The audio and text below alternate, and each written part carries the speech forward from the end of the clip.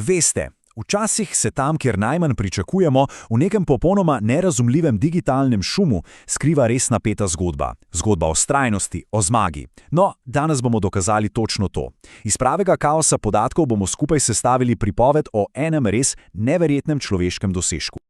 Vse se začne tukaj. Naše izhodišče je, na prvi pogled čisto preprosto. Naslov enega videoposnetka na YouTubeu. Ampak, kot bomo kmalu videli, se za temi besedami skriva cel svet, ki čaka, da ga odkrijemo. Pa gremo lepo po vrsti. Torej, cilj je popolnoma jasen. Anže Krevh se je odločil, da podre Guinnessov svetovni rekord. Ampak pozor, to ni samo neglasbeni nastop, to je maraton. To je preizkus človeške vzdržljivosti na absolutno najvišji ravni. V redu, kako torej iz surovih podatkov ustvariti zgodbo? Najprej moramo sploh razumeti, s kakšnim materialom delamo.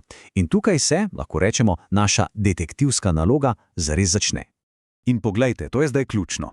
Naš edini vir informacij ni nek urejen videoposnetek ali članek. Ne, je tole. Surov, samodejno ustvarjen prepis. To je nekaj, kar je umetna inteligenca sestavila kar med prenosom v živo.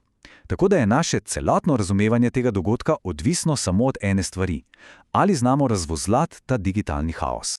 In takole je to videti v praksi. Na prvi pogled, popolna zmeda besed. Ta beseda foreign se ponavlja v nedogled. Veste zakaj?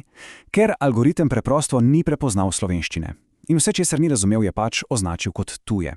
Vprašanje je torej, kako za vraga v tem šumu najti zgodbo o svetovnem rekordu. In točno tukaj se zgodi preobrat, ker kaj, če ta ponavljanja sploh niso napaka? Kaj, če so v resnici najpomembnejši namig, ki ga imamo? Kaj, če ta šum sploh ni šum, ampak je pravzaprav zvočni zapis celotnega dogodka? Ritem te neverjetne vzdržljivosti. Poglejte tole številko. Več kot 150krat se v tem prepisu pojavi beseda hvala. To ni samo neka vljudnost, to je dejansko zvočni zapis nenehne interakcije med nastopajočim in publiko. Vsak hvala je odziv na spodbudo, na aplavz, na tisto energijo, ki ga je očitno držala po konci. To nehno ponavljanje. Hvala, pa spet nekaj nerazumljivega, pa spet hvala. To je dobesedno kot srčni utrip celotnega dogodka. Vztrajan ritem maratona. To res ni samo hrup. To je zvočni dokaz neusmiljenega napora, ki traja in traja ure in ure. In če filtriramo še malo naprej, se slika kar naenkrat izostri. Iz šuma izstopijo besede, kot so smeh, dajmo, gremo, vzkliki navdušenja. To kar naenkrat oživi celotno atmosfero. To niso več samo podatki, veste, to postane otipljiva energija množice, ki je nosila rekorderja skozi te ure preizkušenj. In potem, po urah in urah tega monotonega ritma, se zgodi nekaj povsem nepričakovanega. Vzorec se spremeni. To je prelomna točka v naši zgodbi. In spet, vse to lahko razberemo neposredno iz tega surovega besedila. Predstavljajte si. Ure in ure enega in istega ritma.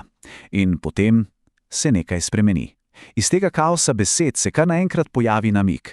Nekaj, kar prebije to monotonost in jasno naznani, da se bližamo vrhuncu. In tukaj je, končno, globoko v prepisu, res, skrita med stotinami ponovitev, se pojavi ta kratka, ampak usodna fraza. 1 minuta. Signal je popolnoma nedvoumen. Končno odštevanje se je začelo. In vprašanje, kar visi v zraku pade, mu bo uspelo, bo zdržal. Ta ena sama, preprosta fraza popolnoma spremeni ton celega prepisa. Iz maratona smo preklopili v napet, poslednji šprint do ciljne črte. V redu, odštevanje smo slišali, zdaj pa sledi tisto ključno vprašanje. Mu je uspelo? In ja, seveda, odgovor se spet skriva v besedah. V tistih besedah, ki sledijo tej prelomni točki. In prepis nam da kristalno jasen odgovor. Takoj po tisti frazi 1 minuta se besednak popolnoma, ampak res popolnoma spremeni. Kar naenkrat slišimo čestitke, izjemno, bravo. To ni več ritem napora, to je zvočni zapis čistega zmagoslavja. Rekord je podrt. In poglejte, kaj nam je uspelo.